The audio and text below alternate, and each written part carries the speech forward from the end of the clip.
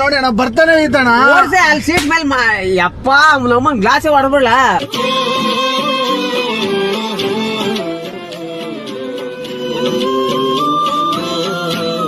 ಅಣ್ಣ ಸ್ವಲ್ಪ ನೀನ್ ಯಾಕೆ ನನ್ಗೇನಾರು ನೋಡು ಹಂಗೆ ಸ್ವಲ್ಪ ಒರ್ಸ್ಬಿಡೋಣ. ಇದ್ದಕ್ಕಿದಂಗೆ ಲೂಸ್ ಮೋಷನ್ ಸ್ಟಾರ್ಟ್ ಆಗ್ಬಿಟ್ಟಿದೆ. ಅದು ತಿಳ್ಕೊಳ್ಳಿ. ಲೂಸ್ ಮೋಷನ್ ಸ್ಟಾರ್ಟ್ ಆಗ್ಬಿಟ್ಟಿದೆ.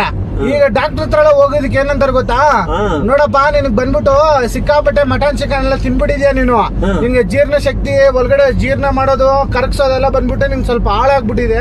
ಹೌದು, ನಿನಗೆ ಬಾತ್ರೂಮ್ ಯಾವಾಗ ಬರುತ್ತೆ ಅಂತ ಹೇಳಕ್ ಆಗಲ್ಲ. ಅಲ್ಲಿ ಮಿಷಿನ್ ವರ್ಕ್ ಆಗ್ಬೇಕಲ್ಲ, ಸಡನ್ ಆಗಿ ಬಾತ್ರೂಮ್ ಬಂದ್ಬಿಡುತ್ತೆ.